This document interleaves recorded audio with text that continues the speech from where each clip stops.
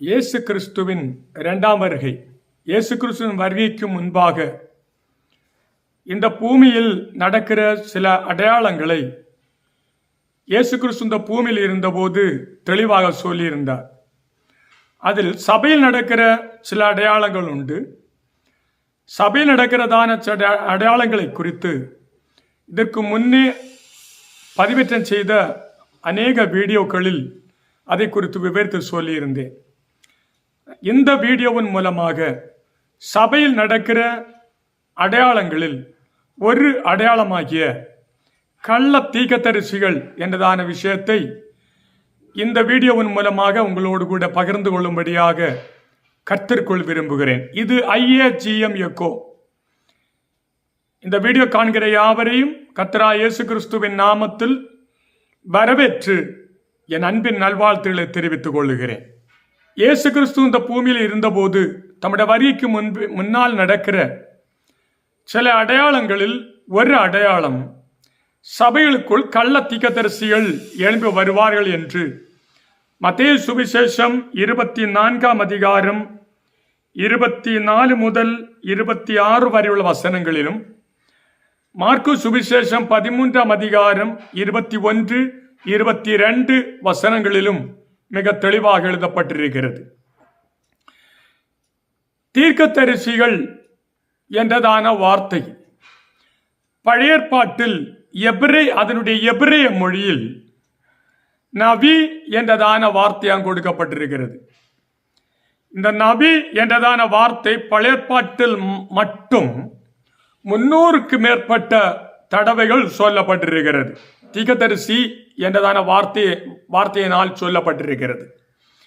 எபிரேய மொழியில் தீர்க்கதரிசி என்ற வார்த்தைக்கு வேறொரு பெயர் கொடுக்கப்பட்டிருக்கிறது. அது ரோயக் என்றதான வார்த்தை.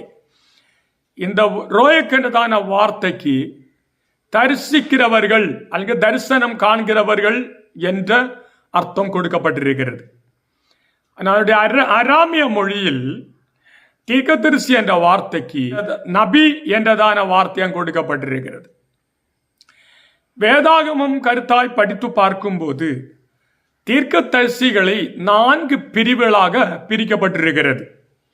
ஒன்று, உண்மையான தீர்க்கதரிசிகள். எரேமியா தீர்க்கதரிசன புஸ்தகம் 28ஆம் அதிகாரம் 19ஆம் வசனம்.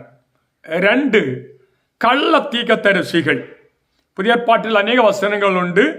பழைய ஏற்பாட்டில் எரேமியா தீர்க்கதரிசன புஸ்தகம் 23ஆம் அதிகாரம் 25ஆம் வசனம், 28ஆம் அதிகாரம் 15ஆம் வசனம், 23ஆம் அதிகாரம் 13ஆம் வசனம். 3வது பிரிவினர் தங்களுடைய இருதயத்தில் உள்ள வஞ்சகத்தையே தீர்க்க தரிசனமாக உரைக்கிறவர்கள். எரேமியா 14ஆம் அதிகாரம் 14, 15, எரேமியா 23, 16 முதல் 32 வரை வசனங்கள், எசேக்கியேல் 13, 1 முதல் 9 உள்ள வசனங்கள், முக்கியமாக 3ஆம் வசனம். இனி 4வது பிரிவினர்கள் மற்றுள்ளவர்களுக்கு அனுகூலமாக அவர்களின் நன்மை குறித்து மட்டும் தீர்க்க தரிசனம் உரைக்கிறவர்கள். 1 ராஜாக்களின் புஸ்தகம் 22ஆம் அதிகாரம் 13ஆம் வசனம். இப்படி தீர்க்கதரிசிகளை 4 பிரிவாக பிரிக்கப்பட்டிருக்கிறது. 1, உண்மையான தீர்க்கதரிசிகள். 2, கள்ள தீர்க்கதரிசிகள். 3, தங்களுடைய இருதயத்தின் நினைவுகளையும் எண்ணங்களையும் வஞ்சகங்களையும் தீர்க்க தரிசனமாக உரைக்கிறவர்கள். 4, மற்றவர்களை சார்ந்து கொண்டு அவர்களுடைய நன்மையை மட்டும் தீர்க்க தரிசனமாக உரைக்கிறவர்கள். பழைய ஏற்பாட்டிலும் சரி புதிய ஏற்பாட்டிலும் சரி கள்ள தீர்க்கதரிசிகளை குறித்து ஏராளமான ஆதாரங்கள் கொடுக்கப்பட்டிருக்கிறது. பழைய ஏற்பாட்டில் கள்ள தீர்க்கதரிசிகளை குறித்து 1, பிலேயாம் தீர்க்கதரிசி. எண்ணாகமத்தின் புஸ்தகம் 22 முதல் 24 வரை உள்ள அதிகாரங்களில் பிலேயாம் தீர்க்கதரிசியை குறித்து எழுதப்பட்டிருக்கிறது. இனி 2வது, பால் தீர்க்கதரிசிகள். ஏதேசம் 400 + 450, 850 தீர்க்கதரிசிகள் இருந்தார்கள் என்று 1 ராஜாக்களின் புஸ்தகம் 18ஆம் அதிகாரம் 22ஆம் வசனத்தில் சொல்லப்பட்டிருக்கிறது. 3வது, கனனியாவின் மகனாகிய சிதேக்கியா, அவனோடு கூட சேர்ந்து அவனை பின்பற்றுகிறவர்கள் கள்ள தீர்க்கதரிசிகளால் செயல்பட்டார்கள் என்று 2 நாளாகமத்தின் புஸ்தகம் 18ஆம் அதிகாரம் 10 11 வசனங்களில் சொல்லப்பட்டிருக்கிறது. 4வது அனனியா என்றதான கள்ள தீர்க்கதரிசி, எரேமியா தீர்க்கதரிசன புஸ்தகம் 28ஆம் அதிகாரம். 5வது எரேமியா தீர்க்கதரிசியின் காலகட்டத்தில் காணப்பட்ட மற்றுள்ள கள்ள தீர்க்கதரிசிகள், அவர்களை குறித்து எரேமியாவின் புஸ்தகம் 6ஆம் அதிகாரம் 13ஆம் வசனம், 8ஆம் அதிகாரம் 10ஆம் வசனத்தில் சொல்லப்பட்டிருக்கிறது. 6வது தேவன் வேறு சில பொய்யான கள்ள தீர்க்கதரிசிகள் இருந்தார்கள் என்று எசேக்கியேல் 13ஆம் அதிகாரம் 16ஆம் வசனத்தில் சொல்லப்பட்டிருக்கிறது. அப்படி பழைய ஏற்பாட்டில் அநேக கள்ள தீர்க்கதரிசிகள் இருந்ததாக வேதாகமத்திலும் சரித்திரத்திலும் தெளிவாக சொல்லப்பட்டிருக்கிறது. இனி புதிய ஏற்பாட்டில் சில கள்ள தீர்க்கதரிசிகளும் காணப்பட்டார்கள். அப்போஸ்தலர் நடபடிகளின் புஸ்தகம் 13ஆம் அதிகாரம் 6ஆம் வசனத்தை படிக்கும் போது பர்யேசு என்றதான ஒரு யூதனாகிய கள்ள தீர்க்கதரிசி இருந்தார் என்று அங்கு எழுதப்பட்டிருக்கிறது. 2வது 2 பேதுருவின் புஸ்தகம் 2ஆம் அதிகாரம் 1ஆம் வசனத்தில் 1ஆம் நூற்றாண்டில் அநேக கள்ள தீர்க்கதரிசிகள் எழும்பினார்கள், அவர்கள் இருந்தார்கள் என்று பவுல் 2 பேதுருவின் புஸ்தகத்திலே சொல்லுகிறார். 3வது இயேசு கிறிஸ்து வருகைக்கு முன்பாக அநேக கள்ள தீர்க்கதரிசிகள் எழும்புவார்கள் என்று இயேசு முன்னறிவிப்பு கொடுத்தார். மத்தேயு சுவிசேஷம் 22ஆம் அதிகாரம் 24 முதல் 25 வசனங்களில். 4வது வெளிப்படுத்தின விசேஷம் படித்து பார்க்கும் போது அதன் 16ஆம் அதிகாரம் 13ஆம் வசனம், 19ஆம் அதிகாரம் 20ஆம் வசனம், 20ஆம் அதிகாரம் 10ஆம் வசனம், இந்த வசனங்களில் அந்தி கிறிஸ்துவின் கூட செயல்படுகிற ஒரு கள்ள தீர்க்கதரிசி உண்டு என்றும் அவனுடைய கிரியைகளை குறித்தும் அவனுடைய முடிவை குறித்தும் அந்த வசனம் வெளிப்படுத்தின விசேஷ புஸ்தகத்தில் எழுதப்பட்டிருக்கிறது. ஆக பழைய ஏற்பாட்டிலும் புதிய ஏற்பாட்டிலும் அநேக கள்ள தீர்க்கதரிசிகள் இருந்ததாக வேதாகமம் மிக தெளிவாக சொல்லுகிறது. ஆனால் இங்கு இயேசு கிறிஸ்துவின் வருகைக்கு முன்பாக அநேக கள்ள தீர்க்கதரிசிகள் எழும்பி அநேக அற்புத அடையாளங்களை செய்து அநேகரை வஞ்சிப்பார்கள் என்றும் அவர்களுக்கு எச்சரிக்கையாய் இருக்க வேண்டும் என்றும் அவர்கள் இங்கே இருக்கிறார்கள் என்றோ அங்கே இருக்கிறார்கள் என்றோ சொன்னால் அங்கே போகக்கூடாது என்றும் இயேசு கிறிஸ்து ஒரு முன்னறிவிப்பை, ஒரு எச்சரிப்பை கொடுத்தார். கடைசி நாட்களில் இயேசு கிறிஸ்து வருகைக்கு முன்பு அநேக கள்ள தீர்க்கதரிசிகள் எழும்பி அநேகரை விசுவாசத்தை விட்டு வழிவிலக பண்ணி, இயேசு கிறிஸ்துவை விட்டு வழிவிலக பண்ணி உலகத்துக்கு நேராக திருப்பி பிசாசுக்கு அடிமைப்பட வைக்க அநேகர் எழும்பி வருவார்கள் என்று சொல்லி இயேசு கிறிஸ்து முன்னறிவிப்பு கொடுத்தார். இந்த காலகட்டத்திலேயும் அநேக கள்ள தீர்க்கதரிசிகள் எழும்பி இருக்கிறதாக நமக்கு கண்கூடாக கண்டுகொள்ள முடியும். இந்த இடத்தில் நாம் கவனிக்க வேண்டியது, இந்த கள்ள தீர்க்கதரிசிகள் யார், உண்மையான தீர்க்கதரிசிகள் யார், இதை எப்படி பகுத்தறிய முடியும்? முக்கியமாக கள்ள தீர்க்கதரிசிகள் இயேசு கிறிஸ்து வருகைக்கு முன்பாக எழுப்பி வருவார்கள் என்று இயேசு முன்னறிவிப்பு கொடுத்தாரே, அப்படியானால் இந்த கள்ள தீர்க்கதரிசிகளின் அடையாளம் என்ன, அவர்களை எப்படி அடையாளம் கண்டுகொள்வது என்ற ஒரு கேள்வி எழும்புவது நியாயமான கேள்வி.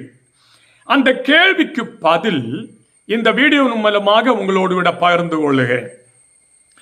கள்ள தீர்க்கதரிசிகளை அடையாளம் காணும்படி வேதாகமத்திலிருந்து ஒரு 11 காரியங்களை வசன அடிப்படையில் உங்களோடு கூட பகிர்ந்து கொள்ளும்படியாய் இந்த நேரத்தை நான் பயன்படுத்திக் கொள்ளுகிறேன். கள்ள தீர்க்கதரிசிகளின் 1வது வேதாகமத்தில் கொடுக்கப்பட்ட அடையாளம், மாம்சத்தில் வந்த இயேசு கிறிஸ்துவை அறிக்கையிடாத எல்லாவரும் கள்ள தீர்க்கதரிசிகள் வரிசையில் இருக்கிறார்கள். 1 யோவான் நிருபம் 4ஆம் அதிகாரம் 1 முதல் 3 வரை உள்ள வசனங்களில், பிரியமானவர்களே, உலகத்தில் அநேக கள்ள தீர்க்கதரிசிகள் தோன்றி இருப்பதினால் நீங்கள் எல்லா ஆவிகளையும் நம்பாமல் அந்த ஆவிகள் தேவனால் உண்டானவைகளோ என்று சோதித்தறியுங்கள். தேவ ஆவியை நீங்கள் எதனால் அறியலாம் என்றால், மாம்சத்தில் வந்த இயேசு கிறிஸ்துவை அறிக்கை பண்ணுகிற எந்த ஆவியும் தேவனால் உண்டாயிருக்கிறது. மாம்சத்தில் வந்த இயேசு கிறிஸ்துவை அறிக்கை பண்ணாத எந்த ஆவியும் தேவனால் உண்டானது அல்ல. வருமென்று நீங்கள் கேள்விப்பட்ட அந்த கிறிஸ்துவின் ஆவி அதுவே. அது இப்பொழுதும் உலகத்தில் இருக்கிறது. 1ஆம் நூற்றாண்டில் அப்போஸ்தலனாகிய யோவான் நிருபம் எழுதும் போது கள்ள தீர்க்கதரிசி என்று சொல்கிறவர்கள் யார் என்பதற்கு அங்கே ஒரு அடையாளத்தை அவர் கொடுத்திருக்கிறார். மாம்சத்தில் வந்த தேவகுமாரனாகிய இயேசு கிறிஸ்துவை விசுவாசிக்காத, அறிக்கையிடாத, பிரசங்கிக்காத எந்த ஒரு தீர்க்கதரிசியானவனும் அவன் கள்ள தீர்க்கதரிசி என்று வேதாகமம் அடையாளம் காண்பிக்கிறது. தேவன் மாம்சத்தில் வெளிப்பட்டார் என்று 1 தீமோத்தேயுவின் புஸ்தகத்தில் எழுதப்பட்டிருக்கிறது. மனிதனுடைய பாவத்தினுடைய பரிகாரத்திற்காக தேவன் தம்முடைய ஒரே குமாரனாகிய இயேசு கிறிஸ்துவை மனுஷ மாம்சத்தில் இந்த பூமியிலே அனுப்பி மனிதருக்காக சிலுவையில் இரட்சிப்பை சம்பாதித்து வைத்தார். மாம்சத்தில் வந்த இயேசு கிறிஸ்து தேவகுமாரனாய் கிறிஸ்து என்றும், அவர் பாவிகளுக்காக மரித்து அடக்கம் பண்ணப்பட்டு உயிர்த்தெழுந்து பரமேறி இன்றைக்கு நமக்கு வேண்டி பரிந்து பேசுகிறவராய் தேவனுடைய வல்லபாசத்தில் இருக்கிறார் என்பதை குறித்தும் வேதாகமம் மிக தெளிவாக சொல்லி இருக்கிறது. அப்ப மாம்சத்தில் வந்த இந்த இயேசு கிறிஸ்துவை, இரட்சகராகிய இயேசு கிறிஸ்துவை விசுவாசிக்காமல் இருக்கிற, அறிக்கையிடாமல் இருக்கிற, நம்பாமல் இருக்கிற, அதை பிரசங்கிக்காமல் இருக்கிற எந்த தீர்க்கதரிசியாயிருந்தாலும், எந்த மனிதனாயிருந்தாலும் அவன் கள்ள தீர்க்கதரிசி என்று வேதாகமம் அடையாளம் காண்பிக்கிறது. இன்றைக்கு கிறிஸ்தவ கோலத்தில் கூட அநேக மாம்சத்தில் வந்த இயேசு கிறிஸ்துவை விசுவாசிக்கவே இல்லை. அவர் தேவனுடைய குமாரனாக அவர் அங்கீகரிக்கவில்லை. ஒரு கூட்டத்தார் சொல்கிறார்கள், இயேசு கிறிஸ்து என்பது யோசேப்பு மரியாள் என்பவருடைய குமாரன். இது வேறொரு கூட்டத்தார் சொல்கிறார்கள், இயேசு கிறிஸ்து ஒரு தீர்க்கதரிசியானவன். இனி வேறொரு கூட்டத்தார் சொல்கிறார்கள், இயேசு கிறிஸ்து தேவனும் அல்ல, இயேசு கிறிஸ்து தேவகுமாரனும் அல்ல, அவர் சாதாரண ஒரு மனிதன். கிறிஸ்தவ கோலத்தில் கூட இப்படிப்பட்ட உபதேசங்களை சொல்லுகிற அநேக சபை பிரிவினர் இருக்கிறார்கள். வேதாகமம் சொல்கிறது இவர்கள் கள்ள தீர்க்கதரிசிகள் என்று. இவர்கள் அடையாளம் கண்டுகொண்டு அவர்களோடு கலவாதபடிக்கும், அவருடைய உபதேசத்தை ஏற்றுக்கொள்ளாதபடிக்கும், மனிதனுடைய பாவத்தை ரட்சிப்புக்காக இந்த பூமியில கடந்து வந்த தேவகுமாரனா இயேசு கிறிஸ்து இரட்சகர் என்றும் தேவகுமாரன் என்றும் நம்பி விசுவாசித்து அறிக்கையிடுகிற ஏது ஊழியனும் ஏது தீர்க்கதரிசியும் அவன் பொய் தீர்க்கதரிசி அல்ல, கள்ள தீர்க்கதரிசி அல்ல. மாம்சத்தில் வந்த இயேசு கிறிஸ்துவை அறிக்கையிடாத எந்த மனிதனும், எந்த தீர்க்கதரிசியும், எந்த ஊழியனும் அவன் கள்ள தீர்க்கதரிசி என்று வேதாகமம் சொல்கிறது. கள்ள தீர்க்கதரிசிகளின் இரண்டாவது அடையாளம் அந்நிய தேவர்களை ஆராதிக்கும்படியாக, அதாவிட்டால் சேவிக்கும்படியாக தூண்டி விடுகிறவர்கள். உபாகமத்தின் புஸ்தகம் 13ஆம் அதிகாரம் 1 முதல் 5 வரை உள்ள வசனங்கள். உங்களுக்குள்ளே ஒரு தீர்க்கதரிசியாகிலும் சொப்பனக்காரனாகிலும் எழும்பி நீங்கள் அறியாத வேறு தேவர்களை பின்பற்றி அவர்களை சேவிப்போம் வாருங்கள் என்று சொல்லி உங்களுக்கு ஒரு அடையாளத்தையும் அற்புதத்தையும் காண்பிப்பேன் என்று குறிப்பாய் சொன்னாலும், அவன் சொன்ன அடையாளமும் அற்புதமும் நடந்தாலும் அந்த தீர்க்கதரிசி ஆகிலும் அந்த சொப்பனக்காரனாகிலும் சொல்லுகிறவர்களை கேளாதிருப்பீர்களாக.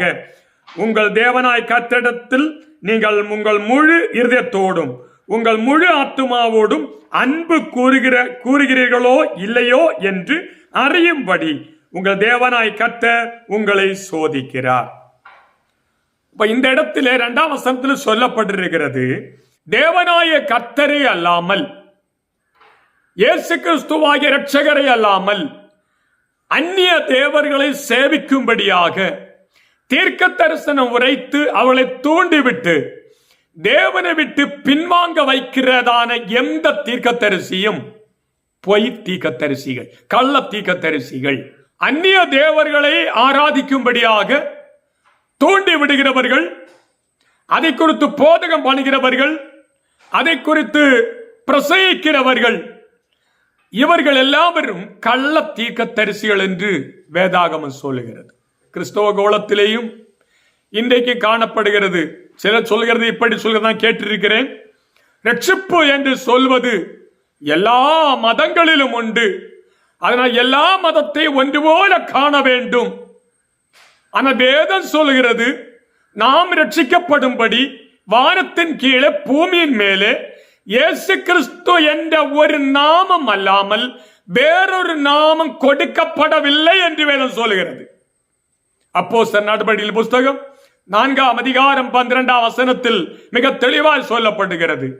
ஆனால் இவர்கள் சொல்லுகிறார்கள், ரட்சிப்பு என்று சொல்வது எல்லா மதங்களிலும் இருக்கிறது, ஆனால் எல்லா மதங்களையும் ஒன்று போல ஏற்றுக்கொள்ள வேண்டும், அங்கீகரிக்க வேண்டும், பின்பற்ற வேண்டும் என்று சொல்லி பிரசங்கம் பண்ணுகிறது மட்டுமல்ல, படிப்பிக்கவும் போதிக்கவும் மற்றவர்களோடு சொல்லவும் செய்கிறார்கள், தூண்டி விடுகிறார்கள். வேதாகமம் சொல்கிறது, இவர்கள் கள்ள தீர்க்கதரிசிகள். கடைசி காலத்தில் இப்படிப்பட்டவர்கள் எழும்பி அநேகரை வஞ்சித்து போடுவார்கள். அநேக தேவை என்றால் அவர்கள் அற்புதங்கள் அடையாளங்களும் செய்து அநேகரை வஞ்சித்து போடுவார்கள் என்று இயேசு கிறிஸ்து ஒரு முன்னறிவிப்பை கொடுத்தார். அந்நிய தேவர்களை சேவிக்கும்படியாக தூண்டி விடுகிறதற்கு 2 உதாரணங்களை உங்களுக்கு சொல்லும்படியாக விரும்புகிறேன். ஒன்று, வெளிப்படுத்தின விசேஷம் 13ஆம் அதிகாரம் 11 முதல் 14 வரை உள்ள வேத வசனங்களை படித்து பார்த்தால், அந்தி கிறிஸ்துவின் காலகட்டத்தில் அவனோடு கூட சேர்ந்து செயல்படுகிற ஒரு கள்ள தீர்க்கதரிசி இருக்கிறார். இந்த கள்ள தீர்க்கதரிசி குறித்து பிரதானமான 4 குணங்கள் அந்த வெளிப்படுத்தின விசேஷம் சொல்லப்பட்டிருக்கிறது. ஒன்று, இந்த கள்ள தீர்க்கதரிசி வலு சர்ப்பத்தை போல பேசினது. வெளிப்படுத்தின விசேஷம் 13ஆம் அதிகாரம் 11 முதல் 14 வரை வசனங்களில் தெளிவாக சொல்லப்பட்டிருக்கிறது. அது வலு சர்ப்பத்தை போல பேசுன்னு சொன்னா. 2, மிருகத்தை வணங்க இந்த கள்ள தீர்க்கதரிசி ஏவி விட்டான் என்று 12ஆம் வசனத்தில் சொல்லப்பட்டிருக்கிறது. மிருகம் என்று சொல்லும் போது அந்தி கிறிஸ்து என்று கிறிஸ்துவலாய் நமக்கு எல்லாருக்கும் தெரியும். 3வது, இந்த கள்ள தீர்க்கதரிசி பெரிய அற்புத அடையாளங்களை செய்தது. வானத்தில் இருந்து அக்கினி இறக்கத்தக்கதான அற்புதங்களை செய்தது என்று அங்கே சொல்லப்படுகிறது. 13ஆம் வசனத்தில் சொல்லப்பட்டிருக்கிறது. 4வது, இந்த மிருகமாகிய அந்தி கிறிஸ்துவுக்கு ஒரு சொரூபம் பண்ண வேண்டும், ஒரு சிலையை பண்ண வேண்டும் என்று அவளுக்கு சொல்லி சிலையை உண்டு பண்ணுகிறது மட்டுமல்ல, அதை வணங்கும்படியா ஜனத்தை ஏவி விட்டது என்று அந்த 14ஆம் வசனத்தில் சொல்லப்பட்டிருக்கிறது. அந்தி கிறிஸ்துவை காலகட்டத்தில் எழுப்பி வருகிற கள்ள தீர்க்கதரிசியும் அந்தி கிறிஸ்துவை வணங்கும்படியாக, அவனை முத்திரையை தரிக்கும்படியாக, அவனை பின்பற்றும்படியாக ஏவி விடுகிறது மட்டுமல்ல, அந்த காலத்தில் அவன் பெரிய அற்புதங்களை செய்வான் என்றும் தேவன் யோவானுக்கு வெளிப்படுத்தி கொடுத்தார்.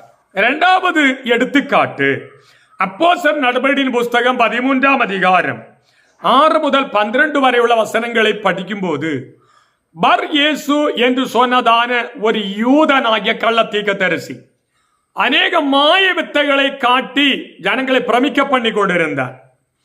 அவ்விடத்தில் விவேகமுள்ள ஒரு மனுஷனாகிய செர்கியு பவுல் என்றதான ஒரு அதிபதி கூட இருந்தார்.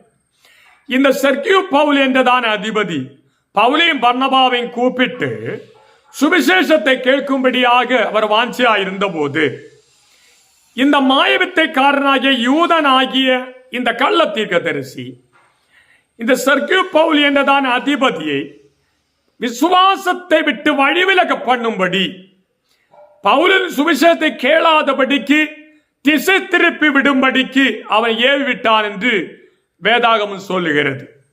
பவுல் அவனை கடிந்து கொண்டு அவன் மேல் தேவனுடைய தண்டனை வெளிப்பட்டது என்றும் அந்த பாகத்தில் மிக தெளிவாக சொல்லப்பட்டிருக்கிறது.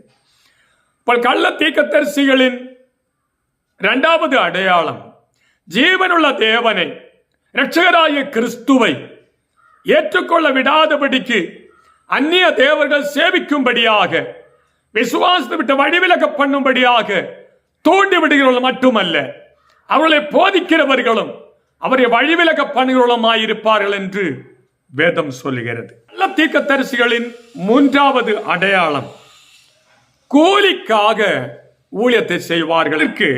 உத்தம உதாகரணம் பிலேயாம் தீர்க்கதரிசி. 2 பேதுரு நிருபம் 2ஆம் அதிகாரம் 15-16 வசனங்களில், செம்மையான வழியை விட்டு தப்பி நடந்து பேயோரின் குமாரனாகிய பிலேயாமின் வழியை பின்பற்றி போனவர்கள் அநீதத்தின் கூலியை விரும்பி தன்னுடைய அக்கிரமத்தின் நிமித்தம் கடிந்து கொள்ளப்பட்டான். பேசாத மிருகம் மனுஷ பேச்சை பேசி தீர்க்கதரிசனுடைய மதிகேட்டை தடுத்தது. பிலேயாம் கூலிக்காக அநீதத்தின் கூலியை விரும்பி ஊழியம் செய்தான் என்று சொல்லியிருக்கிறது. மட்டுமல்ல, யூதாவின் நிருபம் 11ஆம் வசனத்திலும் அதை குறித்து எழுதப்பட்டிருக்கிறது. இவர்களுக்கு ஐயோ, இவர்கள் காயனுடைய வழி நடந்து பிலேயாம் கூலிக்காக செய்த வஞ்சகத்திலே விரைந்தோடி. கூலிக்காக ஊழியம் செய்கிறவர்கள் முதலாவது எடுத்துக்காட்டு பிலேயாம் தீர்க்கதரிசி. இந்த சரித்திரம் கிறிஸ்தவர்களாய் நமக்கு எல்லாருக்கும் தெரியுமானபடியினால் அதை குறித்து விவரித்து சொல்ல விரும்பவில்லை. ஆனால் கர்த்தர் அவனை கடிந்து கொண்டார். பிற்காலத்தில் அவனுடைய முடிவு மகா பயங்கரமாய் காணப்பட்டது என்று வேதம் சொல்லுகிறது. உண்மையான தீர்க்கதரிசிகள் கூலிக்காக ஊழியம் செய்கிறவர்கள் அல்ல. கள்ள தீர்க்கதரிசிகள் கூலி கிடைத்தால் ஊழியம் செய்வார்கள். கூலி இல்லை என்று சொன்னால் அவர்கள் ஊழியம் செய்வார்களா என்பது ஒரு கேள்விக்குறியாகவே காணப்படுகிறது. இனி இந்த கூலிக்காக ஊழியம் செய்கிறவர்களின் இரண்டாவது ஆதாரம் 2 ராஜாக்களின் புஸ்தகம் 5ஆம் அதிகாரம் 20 முதல் 27 வரையுள்ள வசனங்களில் அதனுடைய 15-16 வசனங்களை படிக்கிறேன். அப்பொழுது அவன் தன் கூட்டத்தோடெல்லாம் தேவனுடைய மனுஷனத்து திரும்பி வந்து அவனுக்கு முன்பாக நின்று, இதோ இஸ்ரவேலில் இருக்கிற தேவனை தவிர பூமியெங்கும் வேற தேவன் இல்லை என்பதை அறிந்தேன். இப்போதும் உமது அடியேன் கையில் ஒரு காணிக்கை வாங்கிக் கொள்ள வேண்டும் என்றார். அதற்கு அவன், நான் வாங்குறது இல்லை என்று கர்த்தருக்கு முன்பாக அவருடைய ஜீவனை கொண்டு சொல்கிறேன் என்றார். வாங்க வேண்டும் என்று அவனை வருந்தினாலும் தட்டுதல் பண்ணி விட்டார். இந்த சரித்திரம் நமக்கு எல்லாருக்கும் தெரியும். சீரியா ராஜாவன் படைத்தவன் தலைவனாகிய நாகமான் குஷ்டரோகம் பாதிக்கப்பட்டவனாக அதிலிருந்து விடுதலை பெற்றுக் கொள்ளும்படியாக எலிசா தீர்க்கதரிசனத்தில் கடந்து வருகிறார். எலிசா தீர்க்கதரிசி சொல்லுகிறார், நீ யோர்தான் நதியில் சென்று 7 முறை ஸ்நானம் பண்ணு சொல்லுகிறார். அப்படி அவர் யோர்தான் நதியில் நாகமான் சென்று அவன் மூழ்கி அவனுடைய சரீரம் ஒரு குழந்தையின் சரீரம் போல மாறி அவன் சுகமான. இதை கண்டவுடனே அவன் சந்தோஷத்தோடும் நன்றி உணர்வோடு கூட எலிசாவின் பக்கத்தில் கடந்து வந்து அவன் சொல்லுகிறான், தேவனைப் போல ஒரு தேவன் இந்த பூமியில் இல்லை என்று நான் அறிந்து கொண்டேன். ஆனாலும் என் கையில் இருந்து ஒரு காணிக்கை வாங்க வேண்டும் என்று அவன் நிர்பந்தித்து எலிசா தீர்க்கதரிசனத்தில் கேட்டபோது எலிசா தீர்க்கதரிசி சொல்லுகிறார், அவன் காணிக்கை நான் வாங்குவதே இல்லை. அவன் நிர்பந்தப்படுத்தின போது கூட எலிசா வாங்கவில்லை. ஏன் நாகமானின் கரத்தில் இருந்து எலிசா காணிக்கை பெற்றுக்கொள்ளவில்லை என்பது வேறொரு விஷயம். அது இங்க விவரிக்க எனக்கு நேரம் இல்லை, விவரிக்கவில்லை. ஆனால் ஒரு காரியம் உண்மை, எலிசா தீர்க்கதரிசியின் காணிக்கையை பெற்றுக்கொள்ளவில்லை. பண ஆசை இல்லாதவனாயிருந்தான். எலிசா கூலிக்காக ஊழியம் செய்கிற தீர்க்கதரிசி அல்ல. வேளையில் அவனோடு கூட நின்று ஊழியம் செய்தான கேயாசி எஜமான் வாங்க மறுத்ததான அந்த காணிக்கையை நாகமான பின் தொடர்ந்து கடந்து போய் முதலாவது காணிக்கைகளை கேட்டு பெற்றுக்கொண்டான். அதை யாரும் காணாமல் தன் வீட்டிலே கொண்டு போய் கூடாரத்துக்குள்ளே மண்ணை தோண்டி அதுக்குள்ளே புதைத்து வைத்துக் கொண்டு ஒன்றும் அறியாதவனாக பெரிய நல்ல பிள்ளையாக நினைத்து கொண்டு எலிசா தீர்க்கதரிசியில் வந்து மறுபடியும் உளுத்துக்கான் இருக்கிறான். முதலாவது அவன் நாகமாண்டத்திலிருந்து எலிசா விளக்கினதான தேவையில்லை என்று விட்டதான காணிக்கையை வாங்கினான். அதோடு கூட சேர்த்து நாகமானுடைய குஷ்டரோகத்தையும் வாங்கினான். அதோடு கூட சேர்த்து மூன்றாவது அவனும் அவன் பின் தலைமுறைகளும் முழுவதும் சாபத்தை வாங்கி கொண்டார்கள். ஒரு நியாயமான ஒரு கேள்வி இருக்கிறது. ஊழியத்தின் பகுதியில் காணிக்கைகளை விலக்குவதும் சரியா? ஊழியத்தின் பகுதியில் காணிக்கைகள் வாங்குவது தவறா என்று கேட்டால், ஊழியத்தில் பழைய ஏற்பாட்டில் இருந்தாலும் புதிய ஏற்பாட்டில் இருந்தாலும் ஊழியங்களை நிறைவேற்றும் போது காணிக்கைகளை வாங்குவது தவறு இல்லை. ஆனா கூலிக்காக வேண்டி ஊழியத்தை செய்வது, தீர்க்க தரிசனம் உரைக்கிறது, அது மகா பெரிய பாவம் என்று வேதம் சொல்லுகிறது. சில ஆட்களுக்கு காணிக்கைகள் அதிகமாய் கிடைக்கும் என்றதான ஒரு சூழ்நிலை அவர்கள் உள்ளத்து போற இடங்கள் உண்டாயிருக்கும் என்று சொன்னால் தீர்க்க தரிசனங்கள் சொல்வார்கள். மற்றுள்ள இடங்களில் சரியான நிலை தீர்க்க தரிசனம் உரைக்காமல் கள்ள தீர்க்க தரிசனம் உரைக்கிறவர்களாய் மாறி போகிறவர்களும் உண்டு. ஆனால் உண்மையான ஒரு தீர்க்கதரிசி என்று சொன்னால் காணிக்கை கிடைத்தாலும் கிடைக்காவிட்டாலும் அது ஒன்றை எதிர்பார்க்காமல் கர்த்தருடைய ஊழியத்தை அவர்கள் நிறைவேற்றுவார்கள். ஆனால் கள்ள தீர்க்கதரிசிகள் பணத்தை விரும்பி, பணத்துக்காக எதிர்பார்த்து, நன்மையை விரும்பி, கூலியை விரும்பி, கூலிக்காக எதிர்பார்த்து ஊழியம் செய்கிறார்கள் என்று சொன்னால் ஊழியம் என்ற போர்வையில் அவர்கள் கள்ள தீர்க்கதரிசிகள், அவர்கள் தேவனை விட்டு ஜனத்தை வழிதவர பண்ணுவார்கள் என்று வேதாகம் அதுக்கு சாட்சியாக சொல்லுகிறது. கள்ள தீர்க்கதரிசிகளின் நான்காவது அடையாளம், அவர்கள் சொன்னதான தீர்க்க தரிசனங்கள் நிறைவேறாதே போனால் அவர்கள் கள்ள தீர்க்கதரிசிகள் என்று வேதாகம் அடையாளம் காட்டுகிறது. உபாகமத்தின் புஸ்தகம் 18ஆம் அதிகாரம் 21, 22 வசனங்கள். கர்த்தர் சொல்லாத வார்த்தை இன்னதென்று நான் எப்படி அறிவேன் என்று நீ உன் இருதயத்தில் சொல்வாயாகில், ஒரு தீர்க்கதரிசி கர்த்தரின் நாமத்தினாலே சொல்லும் காரியம் நடவாமலும் நிறைவேறாமலும் போனால் அது கர்த்தர் சொல்லாத வார்த்தை. அந்த தீர்க்கதரிசி அது துணிகரத்தினால் சொன்னான், அவனுக்கு நீ பயப்பட வேண்டாம். தேவன் மோசேயின் மூலமாக கர்த்தர் சொல்லுகிறார், எந்த ஒரு தீர்க்கதரிசி ஆனவனும் அவன் உரைக்கிற தீர்க்க தரிசனம் நிறைவேறாமல் போனால் அவன் கள்ள தீர்க்கதரிசி, அவன் துணிகரத்தினால் தீர்க்க தரிசனம் உரைத்தான், அவனுக்கு பயப்பட வேண்டாம் என்று வேதாகமம் சொல்லுகிறது. சொன்னதான தீர்க்க தரிசனம் நிறைவேறாமல் போனால் அவன் கள்ள தீர்க்கதரிசி என்று வேதம் சொல்லுகிறது. யோனா தீர்க்கதரிசி தீர்க்க தரிசனம் உரைத்தது நிறைவேறவில்லையே, அது உண்மைதான். யோனா தீர்க்கதரிசி உரைத்த தீர்க்க தரிசனம் மனம் திரும்புதலுக்கேற்ற எச்சரிப்பின் தீர்க்க தரிசனம். அந்த எச்சரிப்பின் தீர்க்க தரிசனத்தை ஜனங்கள் கேட்டபோது சிறிய குடிசையில் வாழ்கிற ஏழை முதல் ராஜா வரைக்கும் நெட்டுடுத்து சாம்பல் இருந்து மனம் திரும்பி உபவாசம் பண்ணி அழுது ஜபித்த போது தேவன் அவர்களுக்கு வருத்துவேன் என்று சொன்ன நியாய தீர்ப்பை குறித்து, தண்டனை குறித்து கர்த்தர் மனஸ்தாபப்பட்டு அது செய்யாமல் இருந்தார். ஆனதினால் யோனா தீர்க்கதரிசி பொய்யான தீர்க்கதரிசி அல்ல, ஒரு உண்மையான தீர்க்கதரிசி.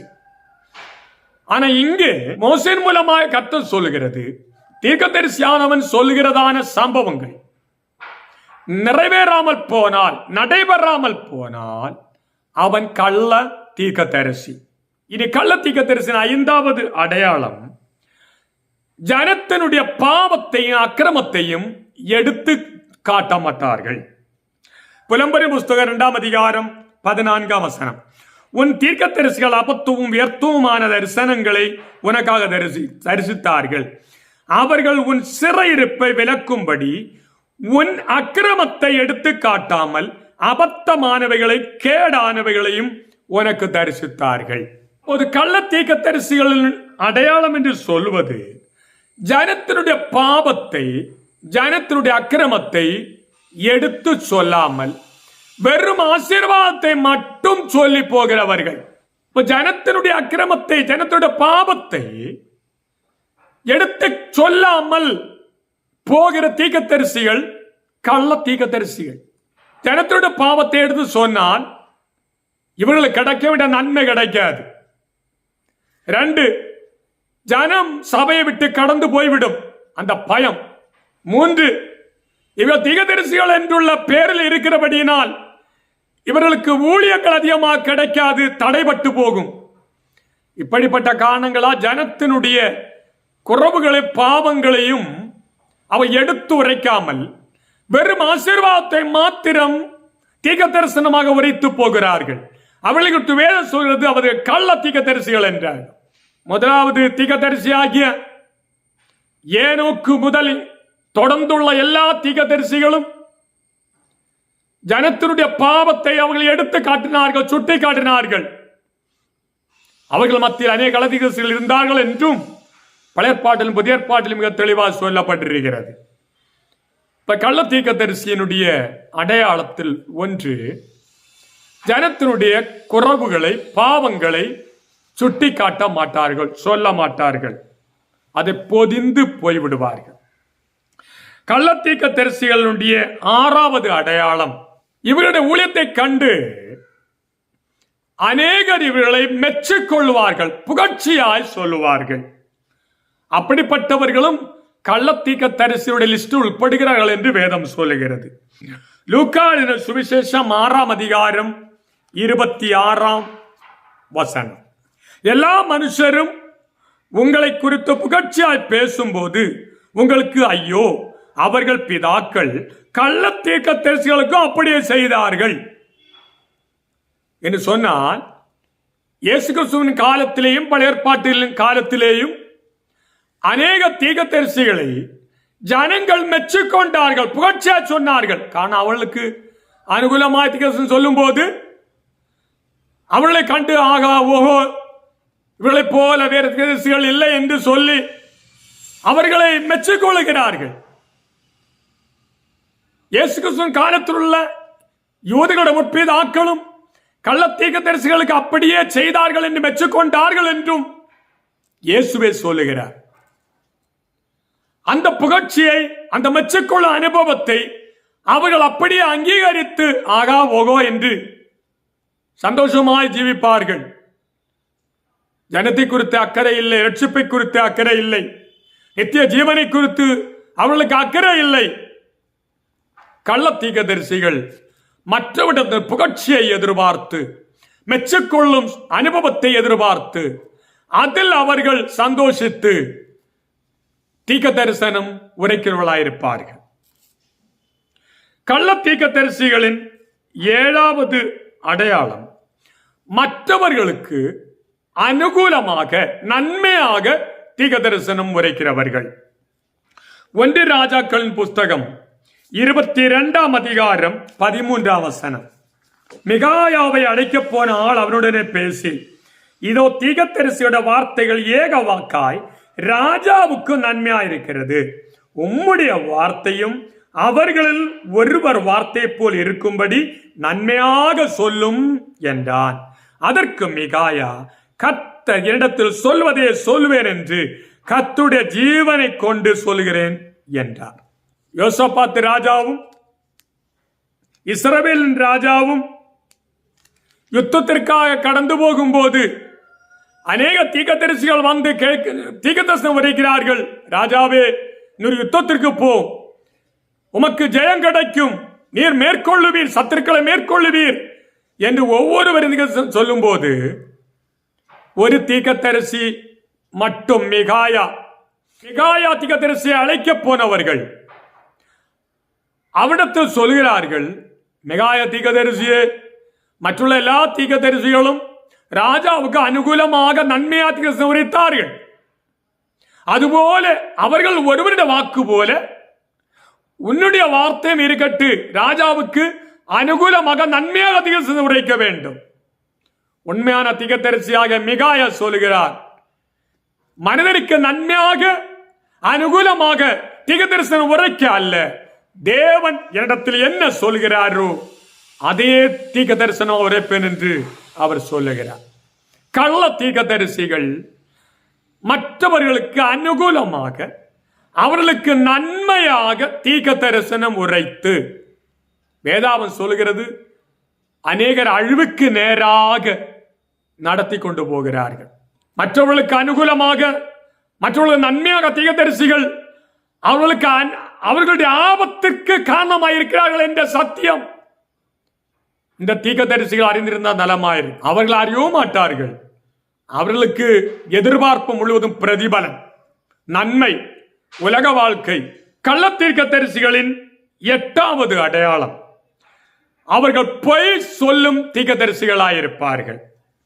1 ராஜாக்களின் புஸ்தகம் 13ஆம் அதிகாரம் 7 முதல் 24 வரையுள்ள வசனங்களில், முக்கியமாக 18ஆம் வசனம், கர்த்தர் அதற்கு அவன், உம்மை போல நானும் தீர்க்கதரிசிதான்.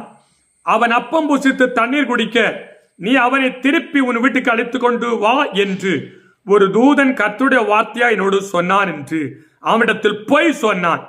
யெரொபெயாம் ராஜா அவன் அந்நிய தேவனுக்கு தூபம் காட்டும்படியாக பலிபீடத்தண்டையில் நிற்கும் போது ஒரு தீர்க்கதரிசியானவர் கடந்து வந்து அந்த பலிபீடத்துக்கு நேராக தீர்க்கதரிசனம் உரைத்தான். தீர்க்கதரிசனம் உரைத்த போது பலிபீடம் 2ஆக பிளந்து அந்த சாம்பல் எல்லாம் கொட்டி போயிற்று. உடனே யெரொபெயாம் ராஜா அவனை பிடிகள் என்று கை நீட்டின போது அவன் கை மடக்க முடியவில்லை. உடனே தீர்க்கதரிசியானவனோடு கேட்கிறான், உன் ஆண்டவரோடு, உன் தேவனோடு என் கை சொஸ்தமாகும்படியாக வேண்டிக்கொள் என்று கேட்டு அந்த தீர்க்கதரிசி அப்படியே வேண்டிக் கொண்டான். ராஜாவின் கை மறுகை போல் சொத்தமாயிற்று. அப்படி அவன் திரும்பி போகும்போது கர்த்தர் அவனுக்கு சொல்லுகிறான், நீ வந்த வழியா போகக்கூடாது, திரும்பி போக வேண்டும் என்று சொல்லி அந்த தீர்க்கதரிசியானவன் வழிவிலைக்கு மாறி போய் கொண்டிருக்கிறான். இந்த வேளையில் அந்த பெத்தேலில் இருக்கிறதான ஒரு வயது முதிர்ந்த கிழவனான ஒரு தீர்க்கதரிசி இதை கேள்விப்பட்டு, ஐயோ அந்த தீர்க்கதரிசியை விட்டு விட்டார்களே என்று சொல்லி வழியில் போய் அவனை சந்தித்து அந்த தீர்க்கதரிசியோடு கூட போய் சொல்லுகிறார், தேவன் எனக்கு வெளிப்பட்டார், உம்மை கூட்டிக் கொண்டு போய் புசிக்கவும் குடிக்கவும் வைக்க வேண்டும் என்று கர்த்தரனோடு சொன்னார் என்று அந்த உண்மையான தீர்க்கதரிசி இடத்தில் போய் சொல்லி அவனை வீட்டிலே அழைத்து கொண்டு போய் புசிக்க வைத்தார். பிறகு பிற்பாடு சம்பவித்தது, தேவனுடைய ஆவி கூப்பிட்டு கொண்டு வந்த அந்த தீர்க்கதரிசியின் மேல் இறங்கினதினால் உண்மையான தீர்க்கதரிசி அவனுடைய எச்சரிப்பை கொடுத்து அவன் கடந்து போனான். அந்த வழியில் வைத்து அந்த உண்மையான தீர்க்கதரிசி சிங்கம் கடித்து கீறி கொண்டு போட்டது. அப்போ பொய் சொல்லுகிறவருடைய தீர்க்கதரிசிகளின் நிமித்தமாகவும் அநேகர் அழிக்கப்பட்டு போகிறார்கள், நஷ்டப்பட்டு போகிறார்கள். உண்மையான தீர்க்கதரிசி பொய் சொல்லுகிற தீர்க்கதரிசி அல்ல. உண்மையான தீர்க்கதரிசி பொய் சொல்லி அநேகருக்கு தீமையாய் செயல்படுகிறவன் அல்ல. அதே வேளையில் கள்ள தீர்க்கதரிசியானவன் பொய் சொல்லுகிறவன். சில தீர்க்கதரிசிகள் வா எடுத்தால் பொய் அல்லாமல் வேற வராது. பொய் சொல்கிற தீர்க்கதரிசிகள், பொய் தீர்க்கதரிசிகள் என்ற அடையாளத்தை வேதாகம் அவர்கள் மேல் வைக்கிறது. கள்ள தீர்க்கதரிசிகள் 9வது அடையாளம், இரவல் வாங்கி ஊழியம் செய்கிறவர்கள். 2 ராஜாக்களின் புஸ்தகம் 6ஆம் அதிகாரம் 5ஆம் வசனம், ஒருவன் ஒரு உத்திரத்தை வெட்டி வீழ்த்துகையில் கோடாரி தண்ணீரில் விழுந்தது. அவன், ஐயோ என் ஆண்டவனே, இது இரவலாக வாங்கப்பட்டதே என்று கூவினான். இந்த இடத்தில் உள்ள சம்பவம் நமக்கு எல்லாருக்கும் தெரியும். 2 ராஜாக்கள் 6ஆம் அதிகாரம் படித்து பார்க்கும் போது எலிசா தீர்க்கதரிசியின் காலகட்டத்தில் அவனோடு கூட ஊழிய பயிற்சிகள் எடுத்துக்கொண்டிருந்ததான சில தீர்க்கதரிசிகள் இருந்தார்கள். அவர்கள் குடியிருக்கும்படியான இடம் வசதி குறைவானபடியினால் மரங்களை வெட்டி குடில்களை உண்டாக்கும்படியாக அவர்கள் முயற்சித்தார்கள். அந்த வேளையில் ஒரு தீர்க்கதரிசி மரமட்டும் உபகரணமாகிய கோடாரியை வேறு ஒருத்த இரவல் வாங்கி கொண்டு வந்தான். இரவல் வாங்கி கொண்டு வந்த இந்த கோடாரியை கொண்டு மரம் முறிக்கும் போது அது தண்ணீருக்குள்ள விழுந்து அவன் உடன்தானே கூப்பிடுகிறான், ஐயோ அது இரவலாக வாங்கப்பட்டது. நல்ல காலம் எலிசா தீர்க்கதரிசி வந்து அந்த இரும்பை மிதக்க பண்ணி அவனை கொடுத்தான் என்று வேதம் சொல்லுகிறது. உண்மையான தீர்க்கதரிசிகள் இரவல் வாங்க போக மாட்டார்.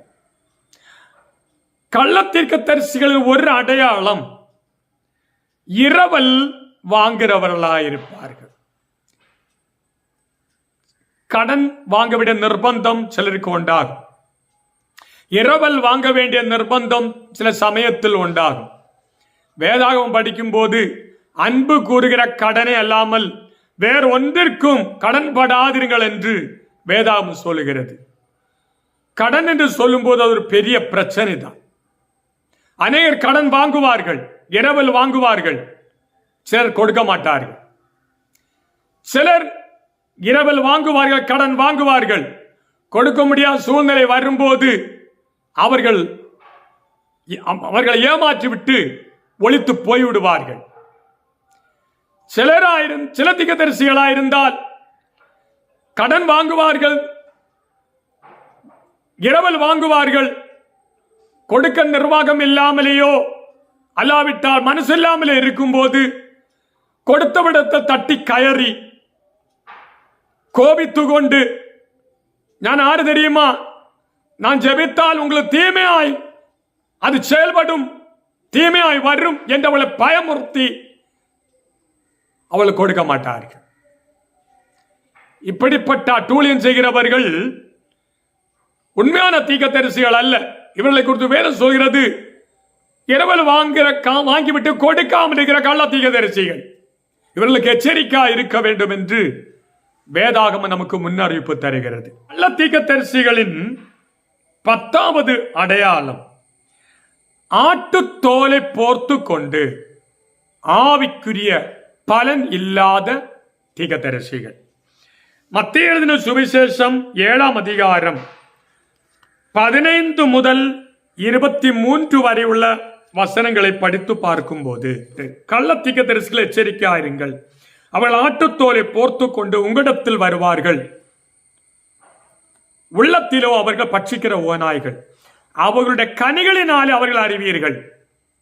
முச்செடிகளில் திராட்சப்பழங்களையும் முட்பூண்டுகளில் அத்திப்பழங்களையும் பறிக்கிறார்களா?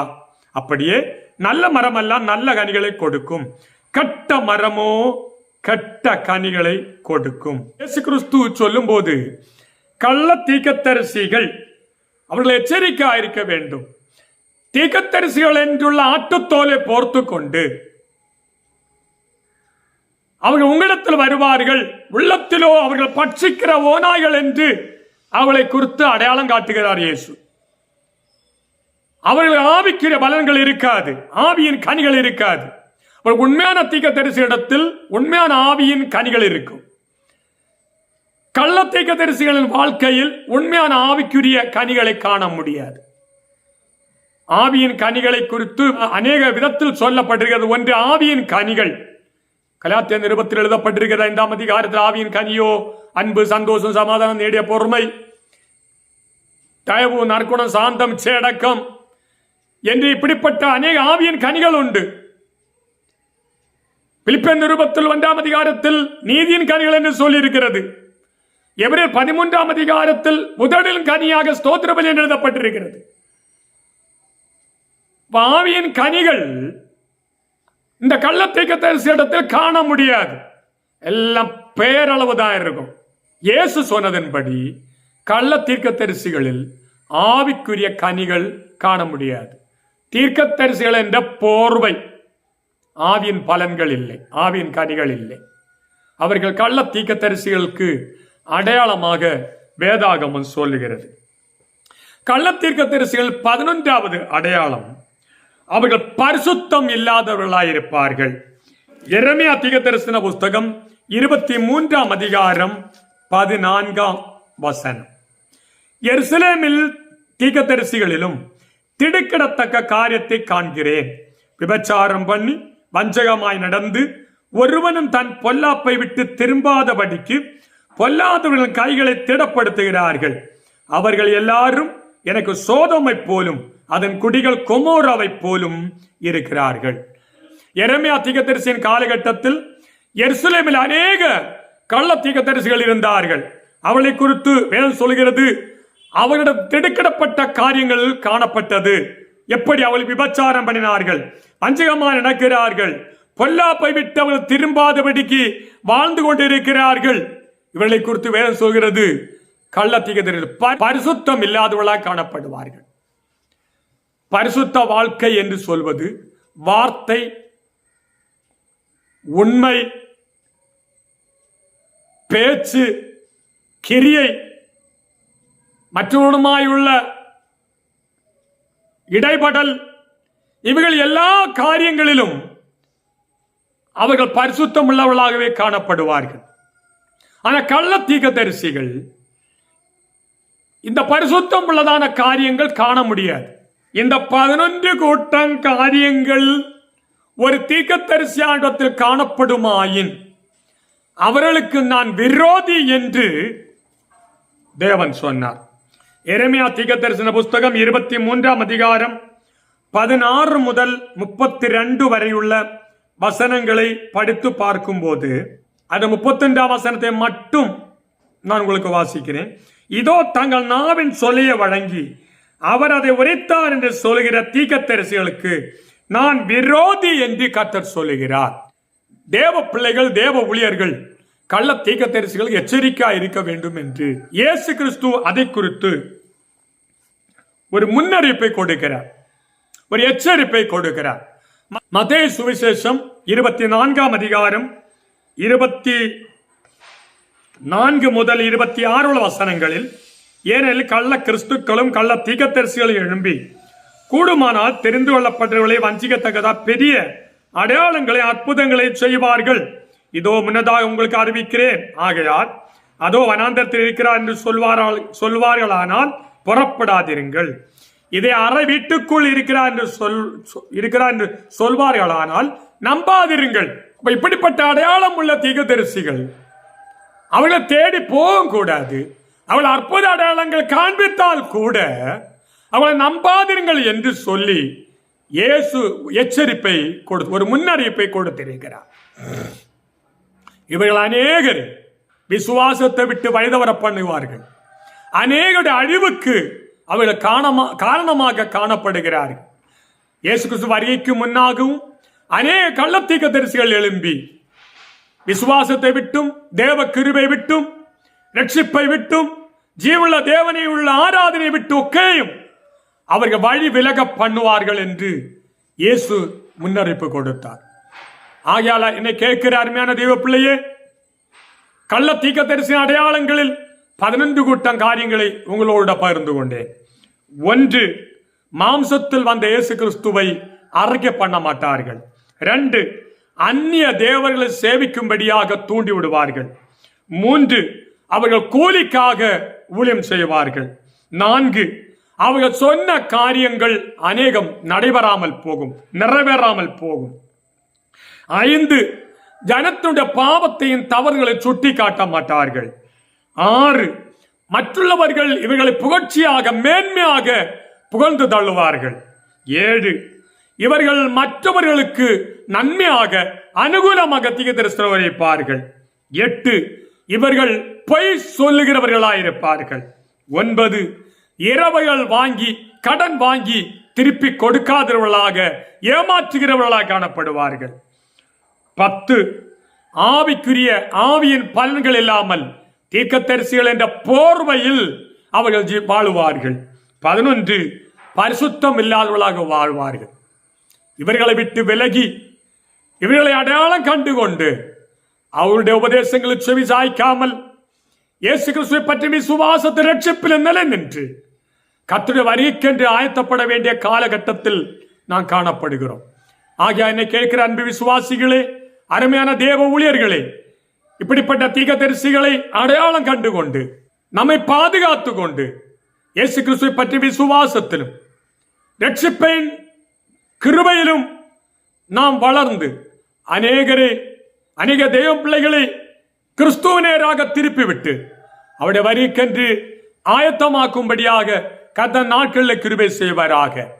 என்னை கேட்கிற அன்பு விசுவாசிகளே, இப்படிப்பட்ட அடையாளம் உள்ள தீர்க்கதரிசிகளை பின்பற்றாதபடிக்கு தேவ வசனத்தை உறுதியாக பிடித்துக் கொண்டு இயேசுவை பின்பற்றி அவருடைய சத்தியத்தை பின்பற்றி அவருடைய வசனத்தை ஏற்றுக்கொண்டு அவருடைய பாதையில் வாழ்ந்து அவருடைய வருகைக்கென்று ஆயத்தப்பட நாம் எல்லாவரும் ஆயத்தமாவோம்.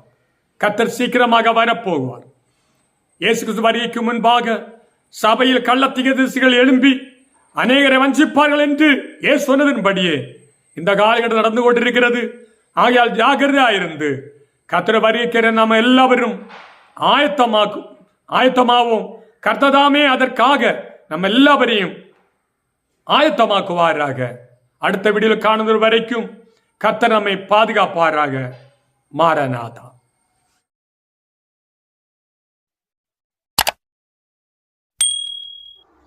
May God bless you.